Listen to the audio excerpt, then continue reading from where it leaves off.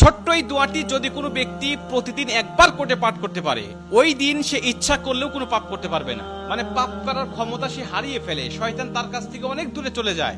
নবীজি বলছেন, যদি কোনো ব্যক্তি এই দোয়াটা মাত্র একবার পাঠ করে, যেদিন সে পাঠ করবে ওই দিন শয়তান চিৎকার করে কাঁদতে থাকে, চিৎকার করে আওয়াজ দিয়ে বলতে থাকে যে আজকে সারাদিন তুই আমার ওয়াসওয়াসা থেকে মুক্ত হয়ে গেলি, আমি ইচ্ছা করেও আজকে তোকে আর ধোঁকা দিতে পারবো না, তুই আজকে আর কোনো পথভ্রষ্টের কাজ করতে পারবি না, তুই সেটা আমার কাছ থেকে মুক্ত হয়ে গেলি।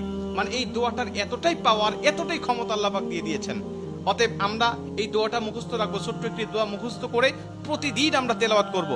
আমরা কিন্তু অনেকেই আছি পাপ ছাড়তে চাই, কিন্তু আমরা এমন কিছু দেখি বা এমন কিছুর সম্মুখীন আমরা হয়ে যাই, ওটা দেখার পরে আমরা নিজের উপরে নিজের কন্ট্রোলটা হারিয়ে ফেলি, তখন আমরা পাপ করতে বাধ্য হই বা পাপ শয়তান আমাদেরকে করিয়ে ফেলে। এজন্য যদি আমরা প্রতিদিন অন্তত ফজরের নামাজের পরে এই দোয়াটা যদি পাঠ করতে পারি, তাহলে আমরা কিন্তু শয়তান থেকে মুক্ত থাকবো ওই দিন সারাদিন। আর শয়তান থেকে মুক্ত থাকার কারণে আমরা ইচ্ছা করলে ওই দিন পাপ করতে পারবো না। নবীজি এই দোয়াটা শিখিয়েছেন, আউযু বিল্লাহিল আযীম, আউযু বিল্লাহিল আযীম ওয়া বিওয়াজহিল কারীম ওয়া সুলতানিহিল কাদীম মিনাশ শাইতানির রাজীম। আমি আবারও দোয়াটা পাঠ করছি, যারা লিখে নিতে পারেন লিখে নেবেন, এবং প্রয়োজনে এটা ভিডিও আকারে যেহেতু এটা পাবলিশড হবে, আপনারা যারা ফেসবুকে দেখবেন আপনারা অবশ্যই এটা শেয়ার করে রেখে দিবেন টাইম লাইনে, প্রয়োজনে বারবার শুনে শুনে আপনি এটা মুখস্থ করে নেবেন। দোয়াটি হচ্ছে, আউযু বিল্লাহিল আযীম ওয়া বিওয়াজহিল কারীম ওয়া সুলতানিহিল কাদীম মিনাশ শাইতানির রাজীম। এই দোয়াটা আপনি মুখস্থ করে নেবেন, আর এই দোয়াটা পড়ার কারণে কিন্তু শয়তান থেকে আপনি মুক্ত থাকবেন। আর শয়তান যেহেতু আমাদের প্রকাশ্য শত্রু, এই শয়তান কিন্তু আমাদেরকে জাহান্নামে নেওয়ার জন্য, জান্নাত থেকে আমাদেরকে বিরত রাখার জন্য বারবার চেষ্টা করছে।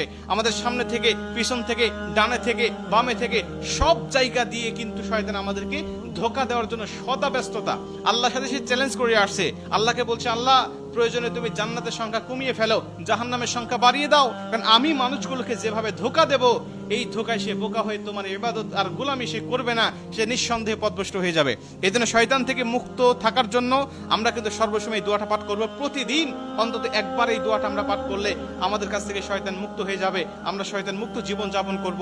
আর আমাকে যদি শয়তান ওয়াসওয়াসা না দেয়, ওই দিন কিন্তু আমি পাপ করতে পারবো না, ইচ্ছা করলে পাপের কোনো কথাই আমার মধ্যে আসবে না।